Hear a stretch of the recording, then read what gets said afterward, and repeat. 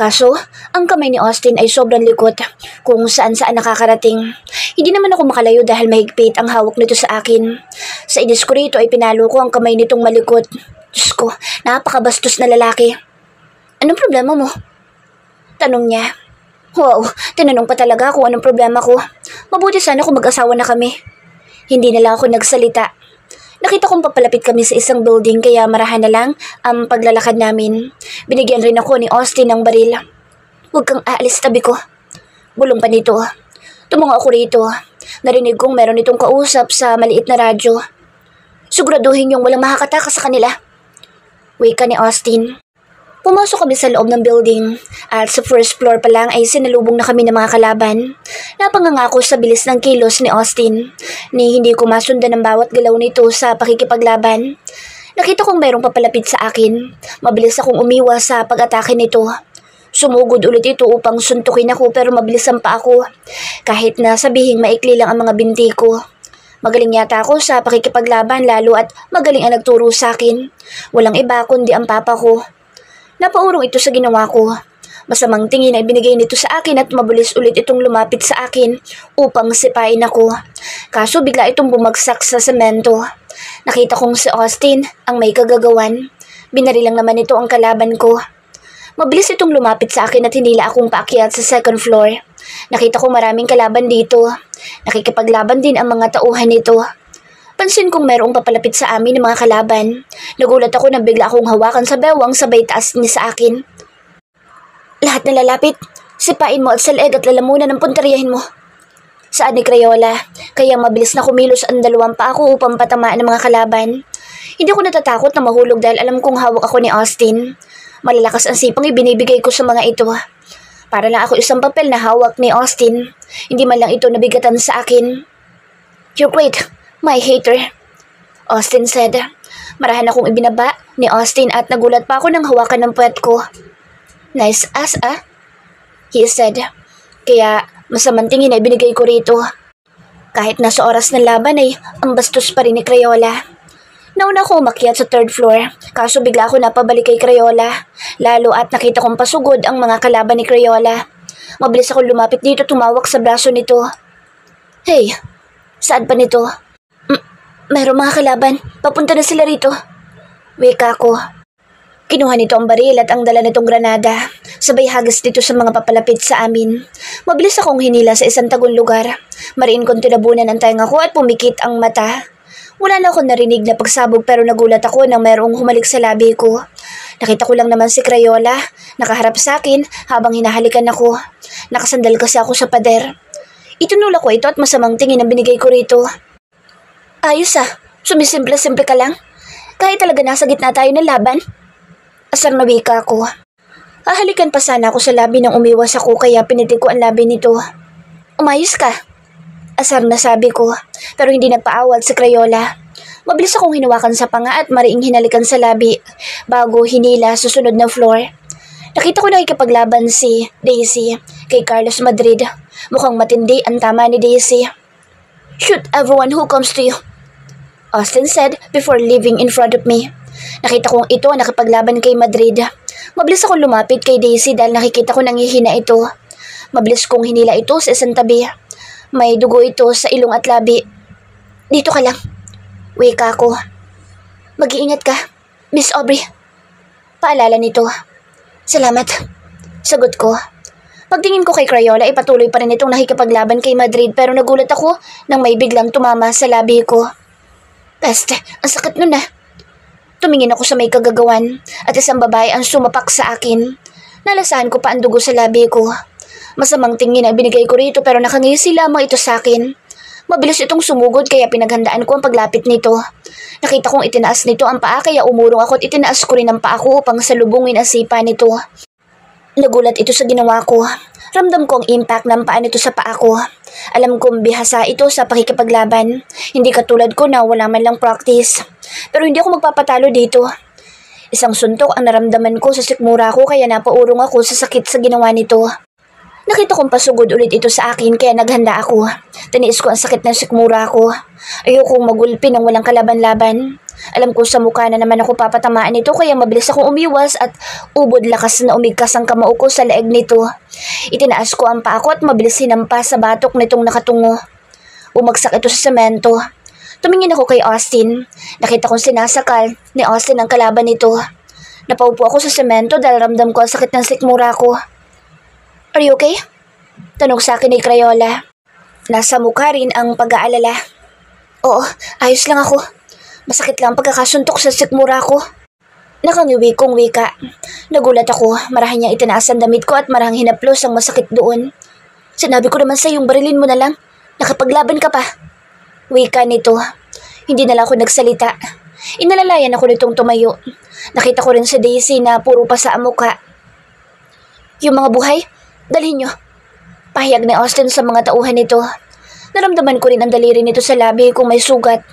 Napaiwas ako dahil masakit rin ang gilid ng labi ko. Sumakay kami ng motor at umalis sa lugar na ito. Umawa ako sa bewang nito at masarap matulog kung ganito kabango ang unan ko. Mabilis lang kami nakarating sa isla. Inalalayan pa nga akong bumaba nito. Umakyat na ako sa silid ko at mabilis lang akong naligo. Humiga na ako sa kama. Kakapikit ko lang ng mga mata ko nang marinig kong bumukas ang pinto. Hindi na ako nag-abalang tingnan ito kung sino ito. Alam ko naman kung sino ang pumasok. Sa gamit pa lang nitong pabango ay alam ko na kung sino. Ramdam ko lumapit ito sa akin. Mukhang ginagamot ang sugat ko sa labi.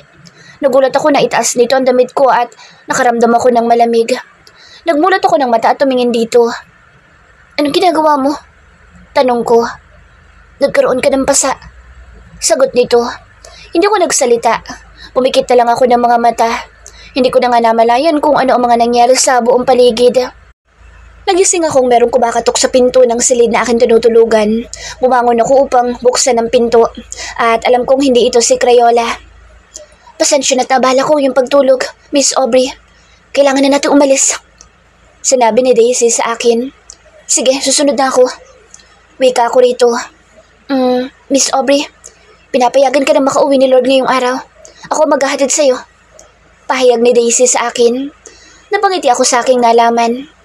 Sige, susunod na ako. Wika ko. Agad ko isinarado ang pinto. Bakit ganoon?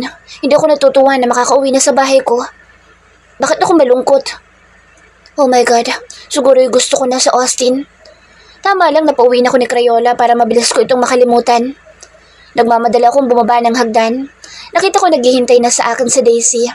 Saka wala ko nakitang Austin paglabas ko ng bahay. Baka tulog pa ito. Kami lang ang umalis ni Daisy.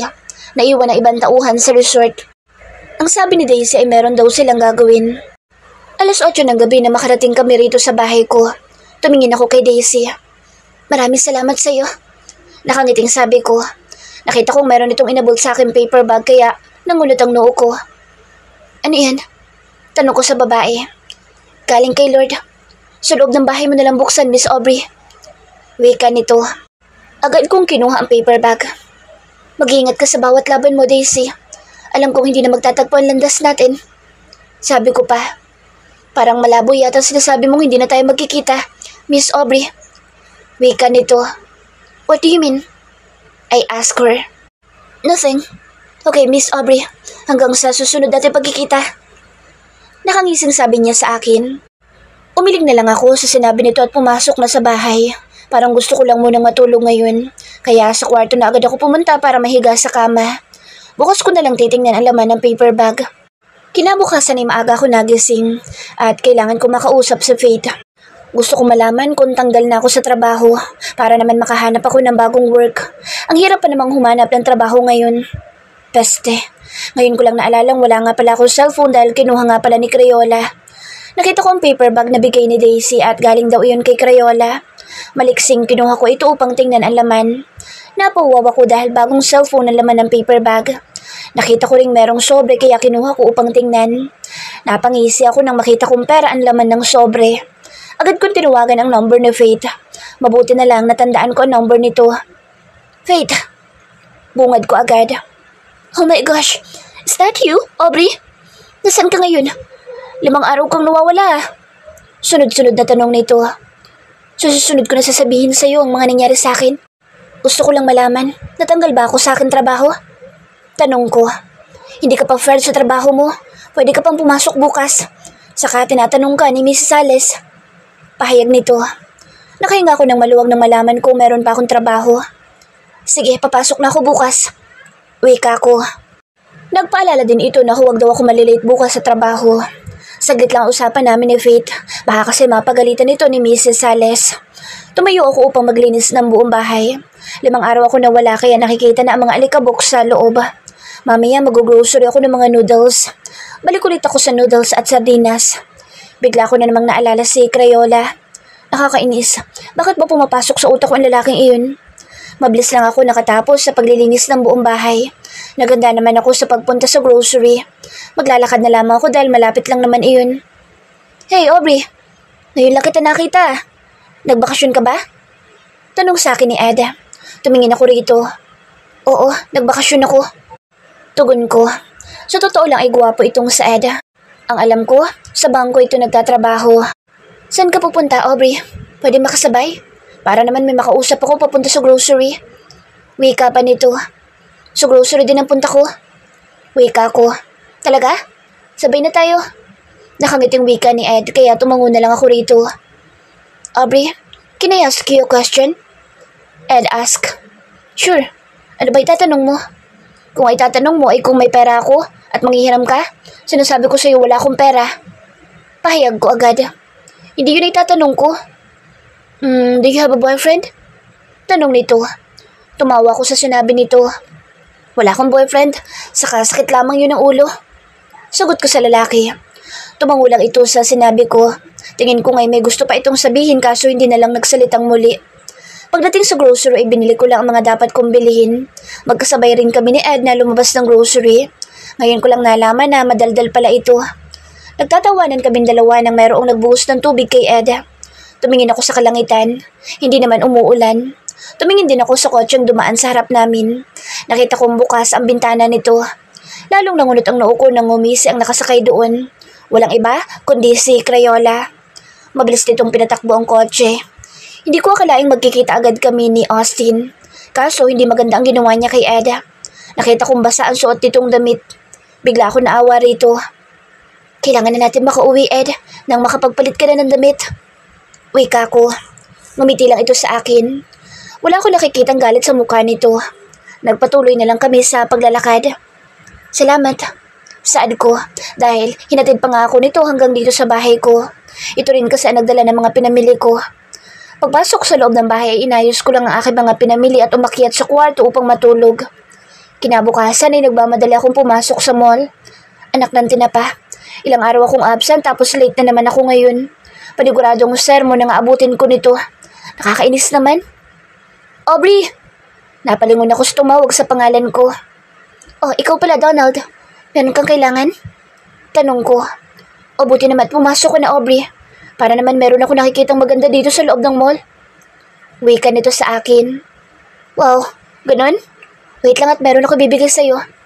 Kaya kumuha ko ng piso sa bag at inilagay ko sa palad nito. Oh, bayad ko sa'yo. Wika ko. Nagulat ito at tumingin sa piso kung ibinigay at tumingin ulit sa akin na may pagtataka. Para saan tong pera? Tanong nito. Bayad ko sa'yo dahil sinabihan mo ko maganda. Wika ko sa lalaki. Ngumiti ito ng alanganin sa akin. Wait. Nakita mo ba si Faith? Tanong ko sa lalaki. Nasa 4th floor sila. Nandito kasi si Mr. Austin Gray. Sagot sa akin ni Ed.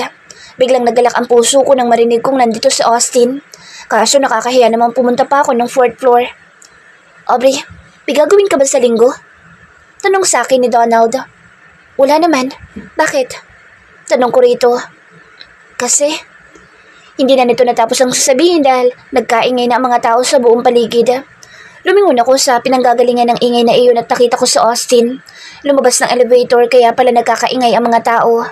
Alam kong dadaan ito sa harap namin kaya tumalikod ako muli at tumarap kay Donald. Ano nga ulit yung sasabihin mo? Tanong ko sa binata. Wala, Aubrey.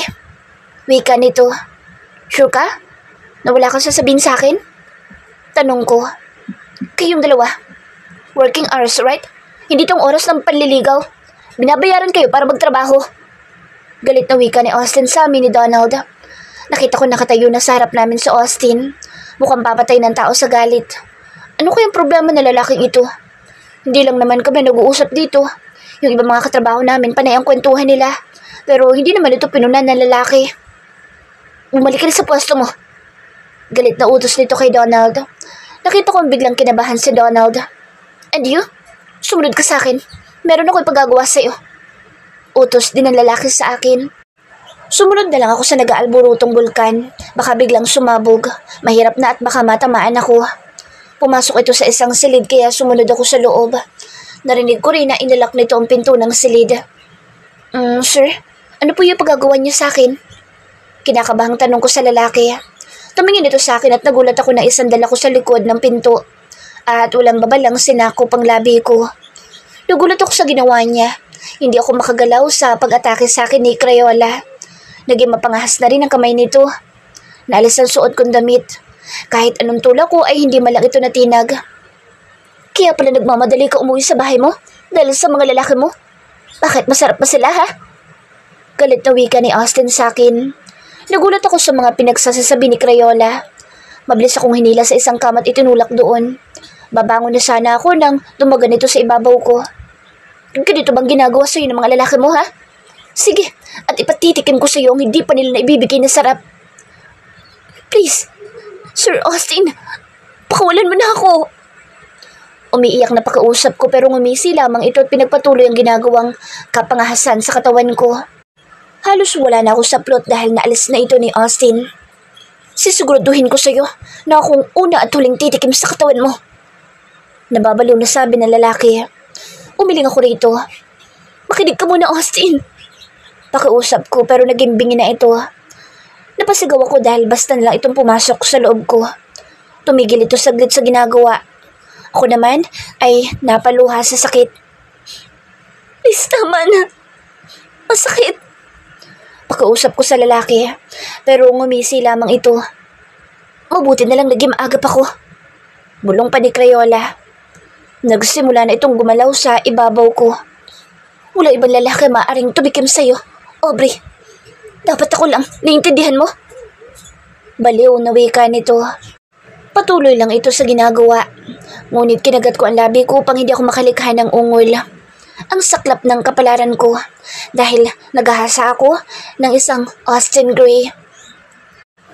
Umalis ito sa ibabaw ko matapos magtagumpay sa kanyang ginagawa. Nakita kong kumuha ito ng cigarette.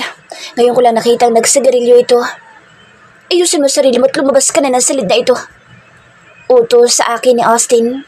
Nasaktan ako sa sinabi nito. Pagkatapos kunin ang pinakaiingatan kong virginity, ganoon na lang ang sasabihin sa akin. Sa bagay ano nga asahan ko sa isang Austin Gray. Alam kong kabi-kabila ang mga babae magaganda at nakapaligid dito. Lalo na at meron din itong nobya. Kinuha ko ang bag kong nahulog kanina. Kinuha ko din ang face powder at naglagay ako upang hindi mahalatang umiiyak ako. Lumakad ako papalapit sa pinto pero nagulat ako nang may umakap sa bewang ko. Iyoko nang maulit na nakikipag-usap ka sa mga lalaki. Hindi lang yan ang kaya kong gawin sa'yo. Bulong nito sa akin. Ako lang ang pwedeng umangkin sa'yo. Itatak mo yun sa utak mo. Baliw na sabi ni Austin. Ang laki na pinagbago ni Austin. Parang bigla ako natakot dito. Diyos ko po. Lumabas ka na at baka kung anong gawin ko sa'yo. Alam kong masakit pa yan. Bulong pa nito. Kaya naman nagmamadali ako lumabas ng silid ko. Aalis na ako sa mall na ito. Hahanap ako ng bagong trabaho. Oh, Aubrey, ano nangyari sa'yo at nagmamadali ka? Tanong sa akin ni Faith. Faith, aalis na ako rito sa mall. Wika ako. Ha? Bakit? Sayang naman, ang tagal mo na rito tapos aalis ka lang bigla? May problema ba? Tanong nito. Umiling ako rito. Wala naman, Faith. Nakakasawa din kasi ang halos araw-araw nakatayo dito sa mall. Tanging nasabi ko. Kausapin mo si Mrs. Sales. Sasamahan na kita sa kanya. Saad ni Faith. Iyoko. Sabihin mo na lang na hindi na ako papasok dito sa mall. Wika ako. Pero Aubrey, kailangan mo... Hindi ko na ito pinatapos. Ikaw na bahala, Faith. Pakuusap ko rito. At pagkatapos ay nagmamadaling lumabas na ng mall. Bukas na lang ako mag-a-apply ng trabaho. Sana'y matanggap agad ako. Pagdating sa bahay, agad akong humiga agad sa kama. Parang hapong-hapo ako. Dapat magalit ako kay Austin dahil sa ginawa sa akin. Pero wala akong makapanggalit sa puso ko. Ano bang nangyayari sa akin? Kailangan ko itong itulog.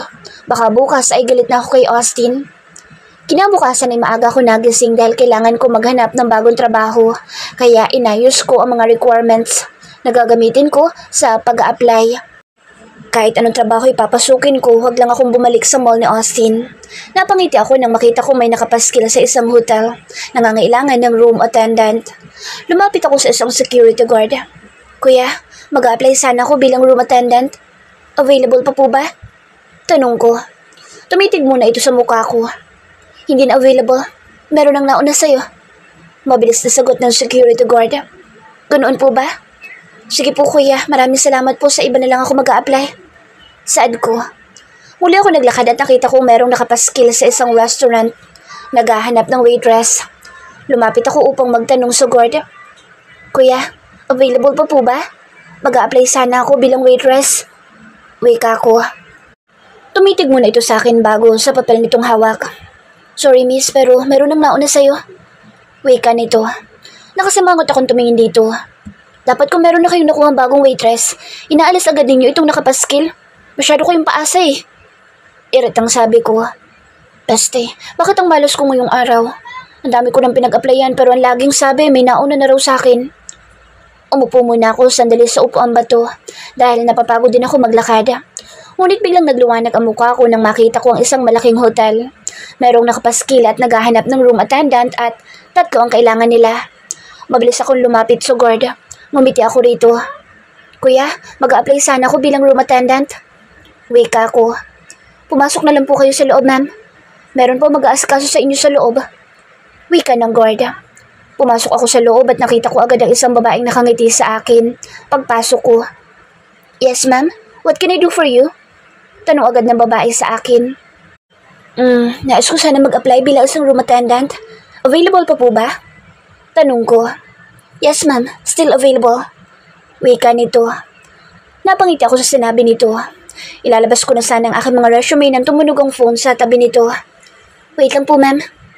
Wika nito sabay sagot ng phone na nag-iingay. Okay. Nakangiti akong tumango rito pero nakita ko na mutla ito. Hindi pa nga nagsasalita.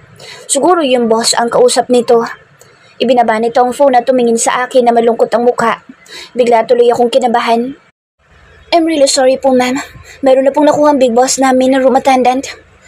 Wika nito sa akin. What? Diba, kakasabi mo palang na available pa? Tapos ngayon meron na agad nakuha? Inis kong wika. Sorry, ma'am. Hingi nito ng paumanhin sa akin. Hindi ako nagsalita. Tumayo ako at lumabas ng hotel. Ang malas ko ngayong araw. Nakakainis. Ang dami ko nang na-applyan. Tumingin ako sa isang hindi kalakihang grocery. Naghahanap ng cashier. Baka dito matanggap ako, lalo at 2 cashier ang nakalagay sa nakapaskil. Lumapit ako sa isang babae at nagtanong, mag-a-apply po sana akong cashier? Available pa po ba? Tanong ko. Yes, available pa. Wika nito. Nakahinga ako ng maluwag. Ay, salamat naman. Inabot ko ang dala kong resume na tinignan naman nito. Sige, pwede ka na mag-umpisa, Aubrey. Wika ng babae. Ito siguro ang may-ari nitong grocery. Nakita ko may tumawag dito. Tumingin pa nga ito sa akin. Okay na ito. Kesa naman wala akong trabaho. Baka maubos ang ipon ko. Umupo ako sa harap ng cash counter. Hindi pa halos nag-iinit ang puwet ko sa pagkakaupo na magsalita ang babae. Aubrey, tumayo ka dyan. Tatanggalin na kita sa trabaho mo. Oh, kunin mo itong resume mo at umalis ka na. Hindi na ako naghahanap ng cashier. Wika pa ng babae. Nakanganga akong tumingin dito. Hindi ako makapagsalita. Hinila ako palabas ng grocery store nito. Gusto kong umiyak ngayon. Nakakainis. Anong mali sa akin? Bakit hindi ako matanggap sa trabaho? Tumingin ako sa kotseng nakatigil sa di kalayuan. Anak ng tokwa ka, Crayola. Ikaw may kagagawan kaya hindi ako matanggap-tanggap sa trabaho. Kaya naman mabilis ako lumapit sa kotse nito. Kinatok ang bintana ng sakyan nito. Mabilis naman itong binuksan ang bintana. Hindi nga ako nagkamali ng hinala. Kaya umigkas ang kamay ko. Kaso mabilis si Crayola. Nahawakan nito ang kamao ko. Umiling pa ito sa akin. Hindi ba sinabi ko sa iyo na marami ka pang kakainin na bigas bago mo ako masaktan? Sinabi nito sa akin. Mabilis kong hinila ang kamao ko rito. Mabuti na lang at hindi mahigpit ang pagkakahawak nito. Nakita ko ang 2 tauhan ni Crayola. Naalala kong pumasok ito kanina sa loob ng grocery at yung isa ay doon sa hotel. Paste, damay-damay na lang. Saktong lapit ko sa mga ito ay biglang umigkas ang kamao ko patungo sa mga nguso ng 2 tauhan ni Crayola. At magkasunod pang suntok ang pinagkaloob ko. Mabilis akong umalis sa harap nila. Lord, sununtok kami ni Miss Hater. Narinig ko pang wika ng tauhan nito. Hindi ko nakasalanan yan. Ang babagal ng kilos niyo eh. Sagot naman ni Austin. Umuwi na lang ako sa bahay. Nagsayang lang ako ng pera. Hindi rin naman pala ako makakapasok ng trabaho. Pagdating sa bahay ko ay agad ako nahiga sa kama. Matutulog na lang ako ng maaga. Kinuha ko muna ang cellphone ko para mag-Facebook muna. Pagbukas ko pa lang ng account ko ay nakita ko na agad ang picture ni Crayola sa mga pages. Napangisi ako sa aking balak. Bawi-bawi na lang kami. Hindi man kita nasapa kanina pero sure ako, dito ay makakabawi ako. Binasa ko muna mga comment at puro magaganda ang comment nila. You are really handsome, Papa Austin. Yes, tama ka. Ang gwapo nga niya. Sana mapansin tayo ni Papa Austin. Hater me. Ang pangit naman ang hinahangaan nyo. Wow, parang ang ganda mo ha. Huwag kang bitter ate. Oo nga, masyado kang bitter. Hater me. Totoo naman kasi yung sinasabi ko na pangit siya. Saka, gwapo pa nga yung asawa ko dyan sa hinahangaan yung Austin Crayola. Pang-aasar ko pa. Oh, meron ka na palang gwapong asawa. Kaya pwede ba umalis ka na sa page na ito? Alam niyo ba, na kapag sobrang gwapo daw ang isang lalaki, bakla daw yun? Okay, babaeng bitter. Hindi bakla si Austin ko, no? Lumayas ka nga dito, Miss Bitter. I'm just telling the truth na si Austin Crayola is a gay. Oo, gwapo siya, pero bakla naman siya. Napangisi ako na mag-log out na ako ng Facebook ko. Kahit papaano, nakaganda din sa'yo, Austin. Nagising ako sa alarm ng cellphone ko at pagtingin ko yung 7 na pala ng umaga. Napasarap ang tulog ko. Kailangan ko makahanap muli ng trabaho. Pumasok na lang kaya ako ng kasambahay. Malakas kong wika. Tama, mag-a-apply na lang akong katulong. Napangisi ako at sure ako makakapasok agad akong maid. Nagmamadali akong bumangon at ngayong araw din ay maghahanap ako ng trabaho. Sana'y walang Austin ang eepal sa akin ngayong araw. Pumunta ako sa kusina upang mag-umagahan. Narinig kong may bumato sa pinto ko kaya nagmadali ako lumabas. Sino kayang siraulong bumato sa pinto ko? Wala naman akong nakitang tao. Tumingin ako sa ibaba at nakita ko ang isang newspaper. Bakit mayroong newspaper dito? Kinuha ko ang newspaper at pumasok muli sa loob ng bahay. Tinignan ko ang lahat ng pahina at napangiti ako nang mabasa ko ang nakasulat. Nabasa kong naghahanap na isang tagapag-alaga ng isang lumpo. Napangiti ako sa laki ng sahod. 15,000 a month. Sana'y makuha ko ang trabahong ito. Mabilis ang mga pagkilos ko. Baka kasi merong mauna sa akin. Sayang naman iyon. Nagmamadali akong sumakay ng taxi at sinabi kong address ng pupuntahan ko. Napanganga ako na makita ko ang bahay. Hanip sa ganda at laki. Nagdoorbell ako at bumukas ang gate na maliit. Anong kailangan mo, miss? Tanong ng guard. Kuya, nabasa ko kasi sa newspaper na naghahanap kayo ng tagapag-alaga ng lumpo. Sabay ipinakita ko pa ang hawak kong newspaper. Wait lang, miss. Tatawagan ko lang ang boss ko. Wika ng kausap kong guard. Hindi naman nagtagal ang pakikipag-usap nito sa boss daw nito. Ngumiti ito sa akin. Miss, pumasok ka na at humarap ka dito sa CCTV camera. Wika nito. Ha? Bakit pa ako harap dyan? Tanong ko. Yun kasi ang bilin sa akin ng boss ko. Gusto rin makita ang mukha na mag-a-apply ng trabaho para dito pa lang sa ibaba ay malalaman mo na kung tanggap ka na agad. Miss, humarap ka dito sa CCTV camera. Wika ng guard sa akin. Kaya lumapit agad ako sa CCTV camera. Anong gagawin ko, kuya? Kakaway pa ba ako? Tanong ko sa guard. Nasa yun na, miss, kung kakaway ka pa. Miss, pumasok ka na raw sa loob. Magtanong ka na lang sa mga maid sa loob ng bahay. Wika ng guard sa akin. Tumango ako at lumakad na papunta sa mansyon. May lumapit naman sa akin na isang kasambahay. Magandang araw, miss. Ako yung nag-a-apply. Hindi na ako pinatapos sa sasabihin ko. Mabuti at dumating ka na, Miss Aubrey. Kanina ka pa hinihintay ng boss ko. Wika nito. Ha? Kilala mo na agad ako? Hindi pa nga ako nagpapakilala sa'yo. Nagtataka kong tanong. Nagpakilala ka na, Miss Aubrey. Nakalimutan mo lang siguro. Wika ng kasambahay. Kaya nangunot bigla ang noo ko. Sumunod na lang ako rito. Umakyat kami sa hagdan. Miss Aubrey, hanggang dito na lang ako. Ikaw na bahalang makapag-usap sa amo natin. Wika nito. Tumango ako pero bigla akong kinabahan. Hindi naman pwedeng bumalik pa ako para umurong. Kinuha ko muna ang face powder. Sumilip ako sa salamin. Baka ang pangit na mukha ko. Tinignan ko rin ang suot kong mini dress. Hanggang hita ko ang haba nito kaya kitang-kita ang mapuputi kong legs. Hindi naman nakalock ang pinto kaya itinulak ko ito ng marahan. Pumasok ako sa loob at nakita ko ang sofa. Ang laki naman ng kwartong ito dahil meron pang isang silid akong nakita. Lumapit ako sa pinto ngunit bubuksan ko na sana ang pinto nang bumukas ito ng kusa. Nakita kong madilim sa loob ng silid. Nakita ko may nakaupo sa kama. Hindi ko lang maaninag ang mukha dahil madilim. Pumasok ako sa loob ng silid. Baka naman bubuksan ng ilaw lalo't mag-i-interview sa akin. Magandang araw po. Nag-a-apply po ako ng trabaho. Ako po si Aubrey Atienza. Pahiyag ko at pagpapakilala ko. Pero wala akong narinig na salita dito. Pero tingin ko'y nakatitig ito sa akin. Bigla akong kinabahan. Peste, baka ma-rape na naman ako. Hindi pa nga ako nakaka-recover sa ginawa sa akin ni Austin. Tapos, heto na naman. Papakamatay na lang ako kung sakaling ma-rape akong muli.